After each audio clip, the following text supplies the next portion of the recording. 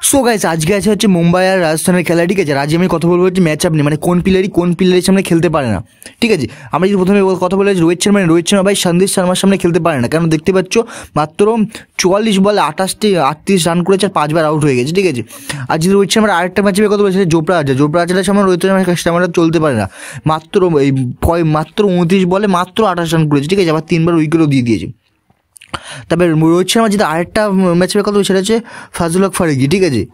তার সামনে মাত্র 22টা বল খেলেছে, তার মধ্যে 10 রান করেছে আর 2বার আউট হয়ে গেছে। রোহিত শর্মার তাগড়া তো কয়েকটা ম্যাচে আছে। এবার যদি আমরা কথা বলি সূর্য কুমার যাদবের হচ্ছে সন্দীপ শর্মার সামনে আছে 32 বলে 33 রান 4বার আউট। সূর্য শর্মা তারপরে জোবরা আচারের সামনেও আছে 38 বলে 51 রান 3বার আউট। আর যেটা হার্দিক পান্ডিয়া কথা বলি, হার্দিক পান্ডিয়া হচ্ছে জোবরা আচারের সামনে আছে 56 বলে 77 রান 3বার উইকেট। এটা খুব একটা খতরনাক নাই, কিন্তু রোহিত শর্মা আর সানসুমেরটাই সূর্য কুমার যাদবটা একটু বেশি খতরনাক। আবার যদি কথা বলি নীতিশ রানা নেই ভাই, নীতিশ রানা দীপক চালের সামনে আছে 33 বলে 36 রান 2বার উইকেট। তারপরে নীতিশ রানার আবার আছে হার্দিক পান্ডিয়ার সামনে 27 বলে 41 রান 2বার উইকেট। আবার যদি হিটম্যাচ আছে জোবরা আচারের সামনে 20 বলে 15 রান 4বার উইকেট। এগুলো হচ্ছে টপ ম্যাচ আপ, ঠিক আছে। তুমি এইগুলো যদি ফ্যান্টাসি টিম বানাও এগুলো একটু দেখে খেলবে যে এদের ক্যাপ্টেন ভাইস ক্যাপ্টেন বানাবে কিনা।